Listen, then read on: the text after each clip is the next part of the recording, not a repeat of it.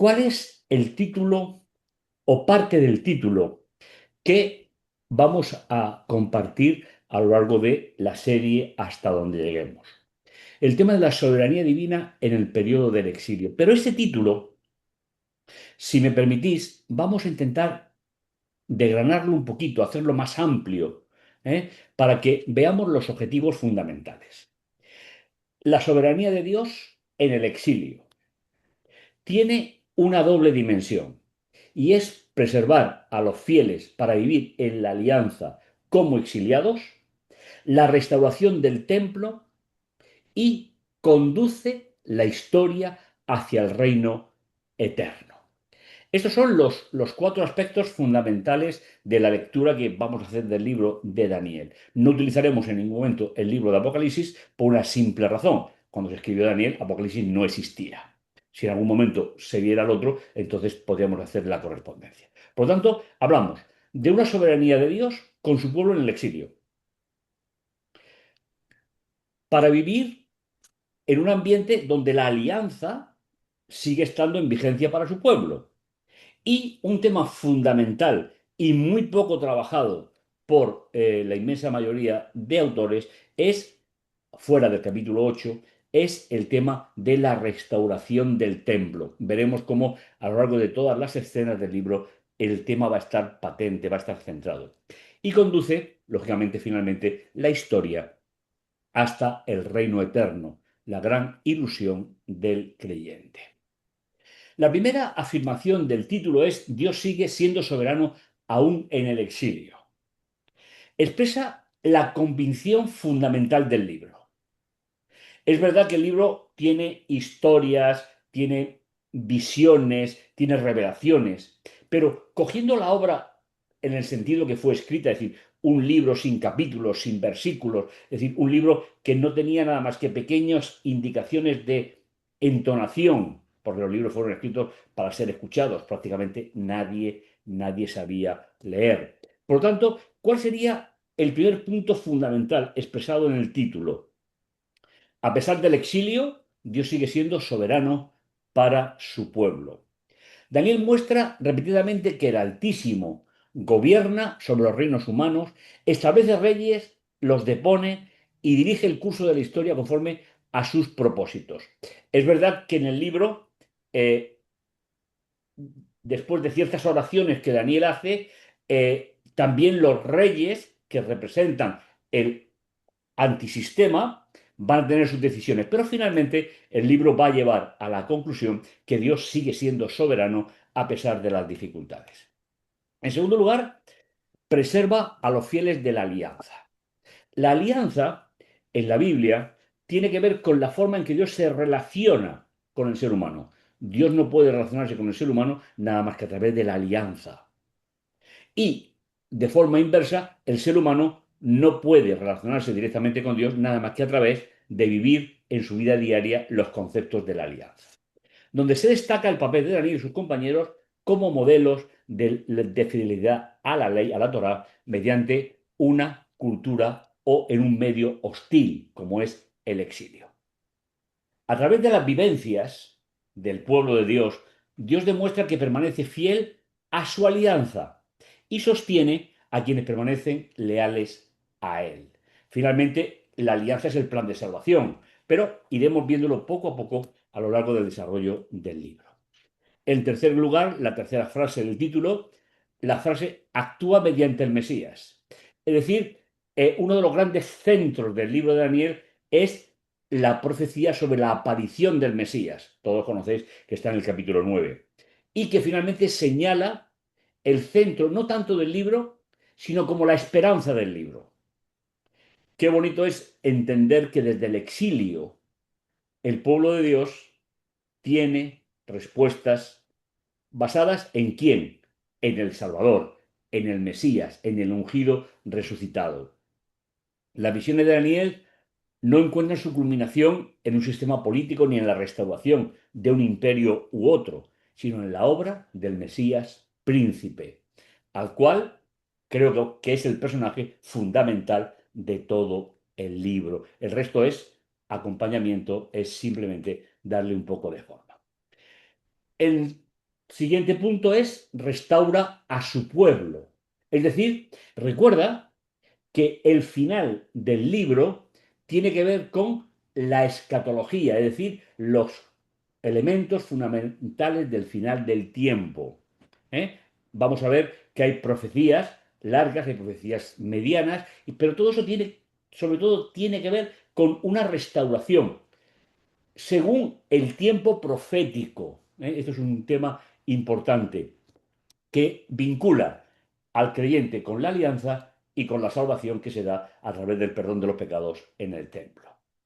Y hay una pregunta importante que me gustaría plantearos, porque va a ser el elemento que vamos a buscar desde el día de hoy hasta que terminemos el ciclo. Y esa pregunta es, si la Biblia indica que existe un santuario celestial, creo que eso más o menos todos estamos de acuerdo. Recordamos, por ejemplo, Hebreos 8.1 y estamos en la introducción, ¿eh? Este es el punto capital de cuanto venimos diciendo, que tenemos un sumo sacerdote tal que se sentó a la diestra del trono de la majestad en los cielos, al servicio del santuario y de la tienda verdadera, levantada por el Señor y no por un ser humano. Este es uno de los grandes aspectos de la teología de la nueva alianza.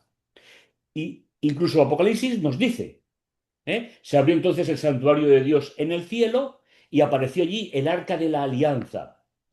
Y se produjo el relámpago, truenos, todo lo que da ese contexto de la visión celestial de Dios. Finalmente, la expresión dirige a toda la historia hacia el establecimiento definitivo del reino eterno, constituye la meta hacia la cual convergen todas las visiones del libro. Todas. ¿Eh? Algunos pensamientos que me gustaría compartir con vosotros a modo de introducción. Pensamientos inspirados. Especialmente Daniel y Apocalipsis deben recibir atención como nunca antes en la historia. Cuando los libros de Daniel y Apocalipsis sean mejor comprendidos, los creyentes tendrán una experiencia religiosa completamente distinta. Es una cita, la he cogido del libro de recopilación, por no irme a los orígenes, pero está perfectamente delimitada. Daniel y Apocalipsis son uno. El primero es una profecía. El otro, una revelación. El uno tiene una parte sellada, no toda. El otro es un libro completamente abierto. Con lo cual, veis que la inspiración habla de compaginar la lectura de ambos libros. Dice, los periodos proféticos de Daniel se extienden hasta el mismo atardecer de la gran consumación. Arrojan un torrente de luz sobre los eventos que van a suceder. El libro de Apocalipsis también está repleto con amonestaciones e instrucciones para la última generación. Y esta noche vamos a hablar un poquito, a modo de introducción, de cómo funcionan las generaciones en el mundo profético. Cómo son las generaciones y sobre todo cómo se vinculan con el mensaje a lo largo del desarrollo profético. Estructura literaria y teológica del libro de Daniel. Aquí tenéis una imagen que es espectacular. Formó parte de mi tesis doctoral y me gustaría comentarla con vosotros. Porque el sentido que tiene el libro de Daniel es de un alto contenido literario. Y además está distribuido, cuestión que cuando se lee el libro es muy difícil encontrar, pero va a ser el esquema que vamos a seguir. Fijaos, tenemos en el capítulo 1, veremos los personajes principales del libro. En el capítulo 12, que es el paralelo, el último, vamos a ver el destino final de todos los actores del libro. Y luego, fijaos, tenemos cuatro profecías: 2, 7, 8 y 11. Pero las profecías no están puestas en el sentido que las pondríamos nosotros. Nosotros haríamos una introducción, un desarrollo y una conclusión, el pensamiento puramente griego. No, estamos hablando de un pensamiento hebreo, donde los paralelos, y eso será uno de los recursos literarios que vamos a utilizar, van haciendo una serie y transmitir una serie de ideas a partir de compararlas con otra realidad. A mí me gusta decir, si me permitís, que si nosotros miramos un semáforo, y la pregunta sería, ¿por qué es importante el color rojo en el semáforo? Desde el punto de vista del pensamiento humano, porque hay un color verde. Si no, el rojo no sería importante. O viceversa, el verde con respecto al rojo. Pues bien, cuando nosotros queremos leer un libro bíblico, tanto del Antiguo Testamento como del Nuevo, Biblia hebrea o Biblia apostólica, la importancia de los paralelos nos resuelven la inmensa mayoría de problemas. Vamos a ver un poquito. Fijaos, el capítulo 2 y el capítulo 7 son profecías completas. Es decir, desde Nabucodonosor hasta el reino eterno. Y están escritas en el idioma del imperio, el arameo. Y luego tenemos el capítulo 8 y el capítulo 11 que son visiones parciales, no son visiones completas. Y están escritas en el idioma del pueblo de Dios. Por tanto, tenemos dos profecías que van a tratar el tema desde el punto de vista político, dos profecías parciales que lo van a tratar desde el punto de vista religioso, y finalmente, ¿cuál va a ser el gran enfrentamiento en el libro? El pueblo de Dios va a vivir permanentemente en el exilio hasta que Jesús vuelva, entre el debate, entre el poder político y las falsas religiones que intentan ocupar el lugar. Y el creyente se va a ver enfrentado a esa realidad. ¿Y cómo se explica? Pues fijaos, luego tenemos cuatro vivencias especiales de los creyentes. Os recordáis el capítulo 3 y luego tenemos la vida de oración de Daniel en el capítulo 6. Veréis lo importante que es por qué el capítulo 6 está metido aquí. Luego tenemos la oración del capítulo 9 de Daniel, y finalmente la oración del capítulo 10, donde se le presenta finalmente al Hijo del Hombre. Esa expresión tan importante inclusive para la época de Jesús.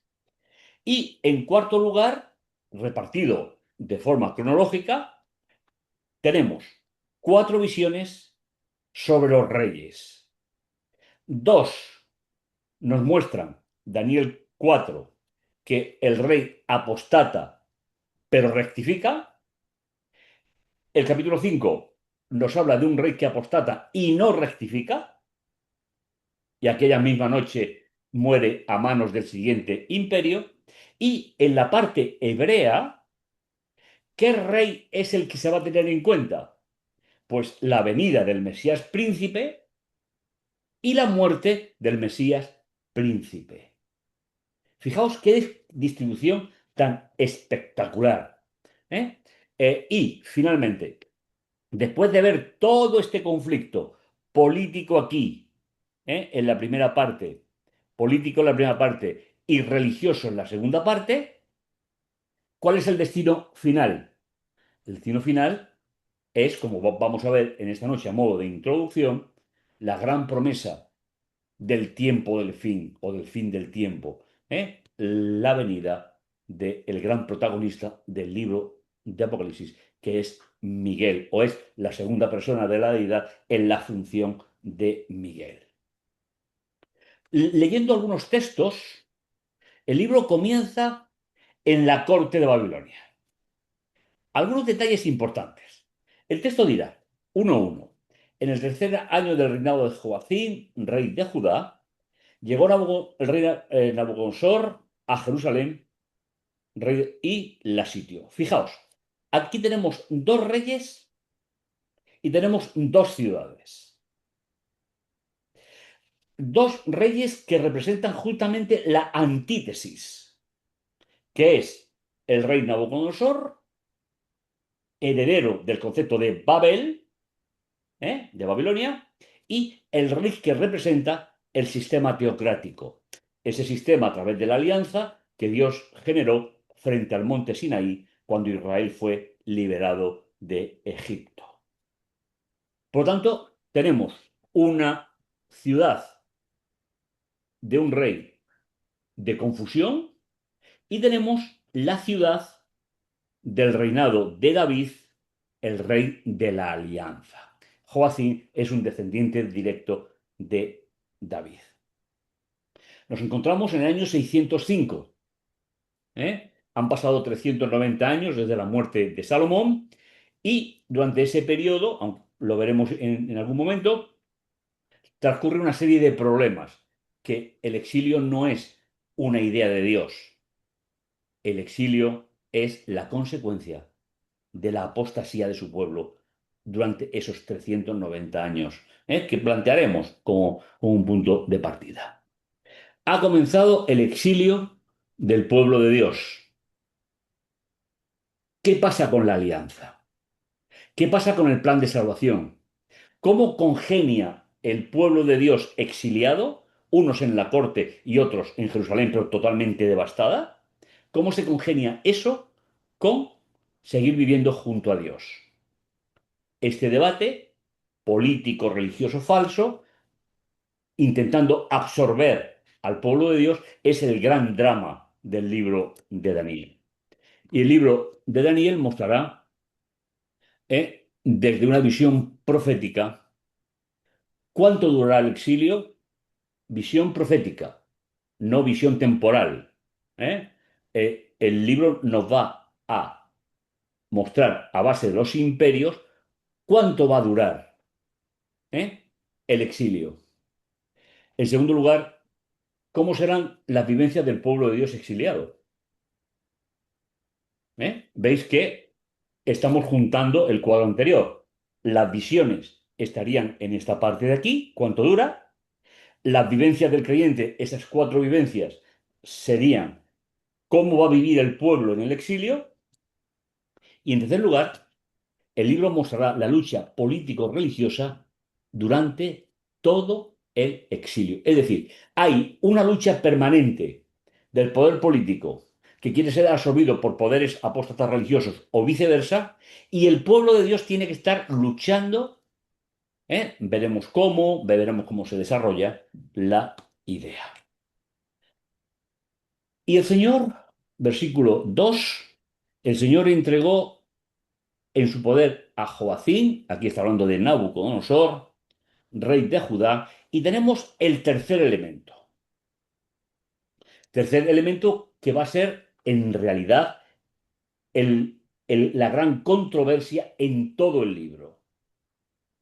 El Señor entregó su poder a Joacim, rey de Judá, y parte de los utensilios del templo de Dios. Es decir, se elimina el rey, se invade la ciudad y se saquea el templo de Jerusalén, emblema del sistema teocrático. Y fijaos qué detalle más interesante, porque en el libro de Daniel, como en otros libros bíblicos, nada sobra ni nada falta. Dice, se lo llevó al país de Sinar, a la llanura de Sinar. Los conocedores de la Biblia recordaréis, que somos todos, que la Torre de Babel estuvo en la llanura de Sinar. Pues precisamente en la época de Nabucodonosor, el templo más grande del imperio neobabilónico estaba en el mismo lugar de la Torre de Babel. Con lo cual, ya nos va a presentar una línea de oposición a Dios, tanto política, personificada por el rey, como religiosa falsa, la religión del propio rey, y allí acaba los emblemas del templo de Jerusalén. El templo es destruido, es quemado, y como botín de guerra se lleva el ajuar del templo y lo introduce en la cámara más profunda de los dioses del politeísmo babilónico. Dos ciudades, dos reyes, dos templos. Y ahí tenemos todo el dilema. Del libro de Daniel lo tendremos del libro de Apocalipsis y lo tendremos en el conflicto de los siglos. La lucha por el poder. La lucha entre dos reyes, recalco un poquito la idea, que representa la política. El pueblo de Israel, antes de llegar a Babilonia, perdón, sí, vivía en el sistema teocrático. Dios dirigía a su pueblo. Pero a partir de la llegada de Nabucodonosor, por el pecado del pueblo, las circunstancias van a cambiar. Y van a cambiar de forma importante. Y eso es lo que va a mostrar el libro de Daniel. Nabucodonosor, el que representa la religión de Israel, Joaquín. La lucha entre dos templos. El templo de Dios versus templo de sus divinidades. Y en el final del libro, para que tengamos la visión de la primera parte del esquema, capítulo 1 y capítulo 12, para que tengamos un poco la esquema, para dejar el centro para poder disfrutarlo con la lectura. En aquel tiempo, y aquí el tiempo sí es el tiempo del fin, no es un tiempo cronológico, el tiempo cronológico es el tiempo profético, los 2300 tardes y mañanas, los tres tiempos y medio de Daniel 7:25. Ese es el tiempo profético. Pero aquí no hablamos de un tiempo profético, hablamos del tiempo de la soberanía de Dios, donde en ese tiempo, donde Dios es ya completamente soberano, surge, se levanta Miguel. Veremos que la palabra levantar, el verbo levantar, va a ser muy importante, sobre todo en el capítulo 2 y 3. Pero eso iremos poco a poco dándole el sentido. Serán tiempos difíciles, ¿eh? Como no los ha habido desde que existen las naciones hasta ese momento. Es decir, tiempos difíciles, aquí que son las naciones, aquí son los imperios, cuando el pueblo es absorbido y que tiene que vivir en esas nuevas circunstancias. Entonces se salvará tu pueblo, todos los inscritos en el libro. Aquí tenemos una idea fundamental, es que hay un libro en singular y en el capítulo 7 tendremos un libro en plural, los libros. Haremos caso a esta idea para que podamos disfrutarla. ¿Cuál es la diferencia de los libros en plural al libro en singular y qué repercusión tiene en la vida del pueblo de Dios? Y dice el texto, fijaos qué forma de expresarlo desde el punto de vista hebreo y no como Apocalipsis, muchos de los que descansan en el polvo de la tierra se despertarán, unos para la vida eterna y otros para la vergüenza y destrucción eterna. Fijaos que aparentemente no hay tiempo entre una resurrección y otra en el libro de Daniel. Precisamente tendrá que ser Apocalipsis quien nos diga que entre una resurrección y otra pasan 1000 años. Pero no es un tema que competa a Daniel, porque Daniel no está hablando del tiempo, Daniel está hablando de las consecuencias. Habrá una resurrección para el pueblo de Dios fiel y habrá otra para el pueblo infiel, con destinos completamente diferentes. Y a Daniel se le hace una promesa preciosa. ¿Veis? En el momento que se proyecta la visión de los lectores del libro, los que escuchan el libro, se presenta hacia la escatología, es decir, hasta el momento final de la historia, hay una promesa especial para Daniel. Tú vete a descansar y te levantarás para recibir tu suerte al final de los días. Así es como traduce, porque estoy utilizando los textos de la Nueva Biblia Española, eh, el término original es heredar. Sí, y tú vete a descansar y te levantarás para heredar. Y la pregunta es muy sencilla. ¿Quién hereda? Solamente heredan los hijos legítimos. Por lo tanto, el libro, este es el último versículo del libro, el 12-13, es una promesa preciosa. Daniel es el prototipo del exiliado fiel, que bajo la protección de Miguel preserva hasta el fin y espera la herencia de los santos en el reino eterno. Qué preciosa esperanza, ¿eh? Y simplemente nos quedan muy poquitas diapositivas hoy, pero hay una cita que quiero compartir con vosotros y que tiene que ver con el valor. Este es de un profesor de teología. Es una cita antigua, pero muy valiosa. Dice, la profecía bíblica, en este caso Daniel, presenta la revelación divina ante todo como un anuncio del mensaje de Dios a los hombres de su tiempo, y no primordialmente como exposición del futuro. En mi caso, esta cita forjó mi inclinación en el libro de Daniel y posteriormente en el de Apocalipsis. ¿Qué es lo que nosotros tenemos que entender el mensaje de Dios a los hombres de su tiempo?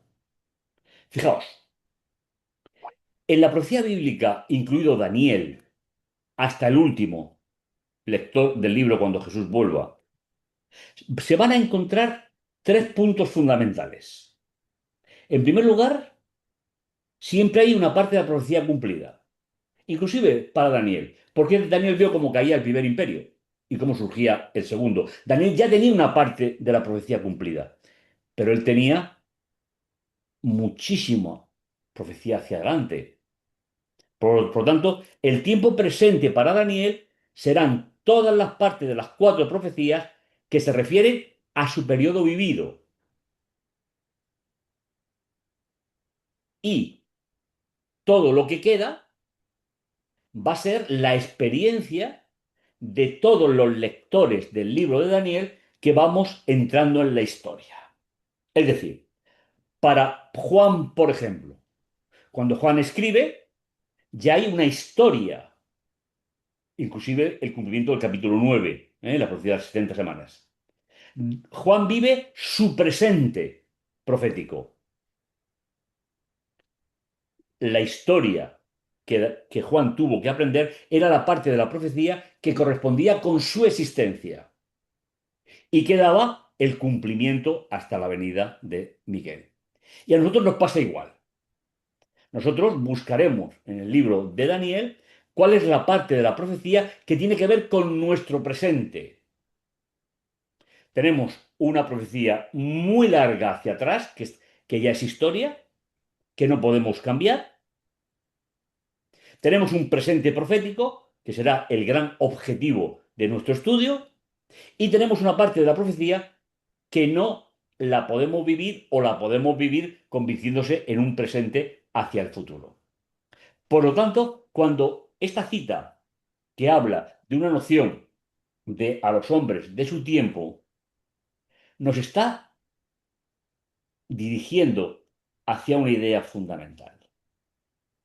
¿Qué parte de la profecía ya no es historia, no es futuro, es presente? Y está escrita para anunciar el mensaje de Dios a los hombres de nuestro tiempo, el que vivimos actualmente. Dice, la cita sigue diciendo, por esta razón los autores apocalípticos, Daniel, Apocalipsis e incluimos el conflicto, pueden resultarnos exigentes, pues hablaron en primer lugar a sus propios contemporáneos. Es decir, nosotros vamos a comprender del periodo de la profecía que nos corresponde lo que Daniel no entendió, ni Pablo. Y si pasamos al descanso, porque Jesús todavía no venga, nos queda el futuro. Y el futuro es un tiempo que no dominamos y es una profecía que no dominamos. Esa profecía de futuro será, si nosotros pasamos al descanso, el presente profético para sucesivas generaciones. Dice, en efecto, perseguían, es decir, los autores, perseguían un objetivo eminentemente práctico: anunciar a los hombres una gran esperanza y exhortarlos a una fidelidad auténtica, así como una vigilancia más profunda. A mí personalmente esta cita que encontré en mis investigaciones hace años me ha servido como un apoyo muy importante en mi vida. Cuando leo la profecía, y os voy a invitar a hacerlo, veo lo que ha pasado, no dedico mucho tiempo. Veo lo que falta, no dedico mucho tiempo, porque la cita me dice que la intención de la profecía no es conjeturar el futuro, sino que en la época en la que vivo, ¿qué parte de la profecía de Daniel 2 vivimos nosotros? De Daniel 7, ¿cuál vivimos? Daniel 8 o Daniel 11, ¿cuál vivimos nosotros? Ese es nuestro presente y ese es el mensaje para los hombres de nuestro tiempo. Y finalmente, nos va a servir para tener una visión más o menos clara de lo que el libro tiene para nosotros. La lectura que haremos del libro de Daniel no tiene la intención de estudiar doctrinas. Eso lo dejamos para estudios bíblicos, para la evangelización, pero no es el cometido nuestro. Ni defender posturas teológicas sobre la interpretación. No es esa nuestra intención. En la Biblia no aparecen las doctrinas como nosotros las entendemos. El concepto de doctrina que nosotros tenemos hoy viene de la Edad Media, cuando la iglesia que se convirtió en Estado luchaba contra los pueblos paganos. No, nosotros vamos a estudiar el libro de Daniel como una unidad literaria única. ¿Eh? El libro de Daniel presenta la alianza eterna de Dios con sus dos fases: la primera alianza y la nueva alianza, la forma que Dios tiene de relacionarse con nosotros. El seminario está diseñado para la formación integral del creyente, como preparación personal y su crecimiento espiritual, preparando a cada asistente a una aventura personal a través de los libros proféticos. Lo que cada uno haga después con la enseñanza tendrá que ver con sus propios objetivos. Y termino. Este es el proyecto fundamental que tenemos para este periodo de la historia del libro.